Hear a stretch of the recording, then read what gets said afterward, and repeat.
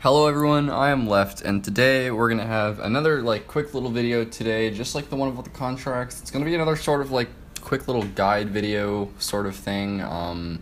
Today we're gonna be kind of doing a little item spotlight, and this is going to be about one of the utility items in the Vainglory shop that I feel is underappreciated, underused, and basically just undervalued in general in Vainglory. And if you know anything about the shop and what kind of items that you usually see in high tier play, you probably already know what item I'm talking about. And so I'll just reveal it to you right now. We're going to be talking about the Shiversteel today. The Shiversteel is a utility item. It's tier 3. It costs 1450 gold in total. And for the next 6 if you are melee seconds, your basic attacks will slow the target by 40% for 1.2 seconds per slow.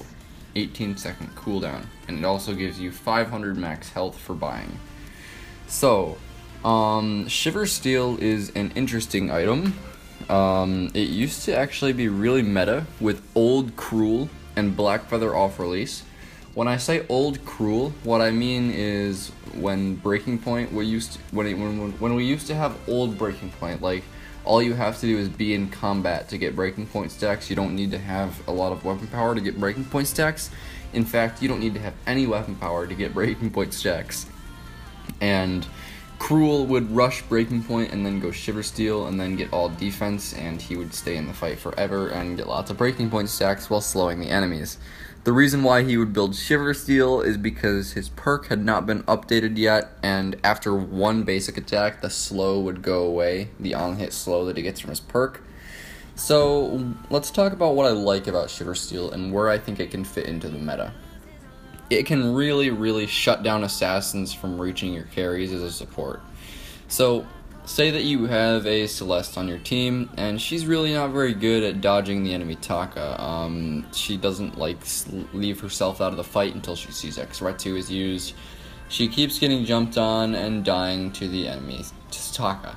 So, say you're trying to protect her in lane as Arden, and you put a scout trap down in the middle of the lane, because putting a scout trap down in the middle of the lane reveals Taka when he comes out to X-Retsu your carry. If you didn't know that, quick tip right there. And you see him in Kaku coming out. So you activate your Shiversteel and use Blood for Blood on him. Suddenly, he's got a 40% slow, and it makes it that much harder for him to get onto Celeste. If he actually does manage to X-Retsu Celeste now, he will be under the turret with a slow. So Shiversteel, I feel, is a really good item for shutting down assassins that are trying to reach your carries. You're going to want to buy it only into a double assassin or triple melee comp. So by double assassin, I mean facing lane Idris and jungle Taka.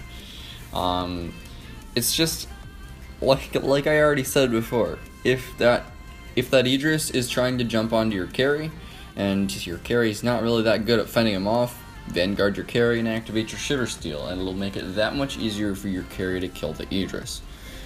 However, it's only really useful on melee supports that basic attack frequently. And by this I mean Arden, Catherine, Grace, and maybe Lance. I don't really know about Lance, but maybe. He is melee, but he does not have very quick attack speed, so he's not really able to apply Shiversteel very frequently. However, Arden is the best candidate for Shiversteel in my opinion for a support. So yeah, those are the supports that you want to be buying it on. You don't want to be buying Shiversteel on a ranged hero like Lyra or Adagio, because you don't get as much utility from the Shiversteel just because you're ranged. So last point I want to make is that Shiversteel is really not seen in pro matches, and that would be because at the skill level of professional matches, assassins can be countered by superior positioning, blocks, and mechanics alone.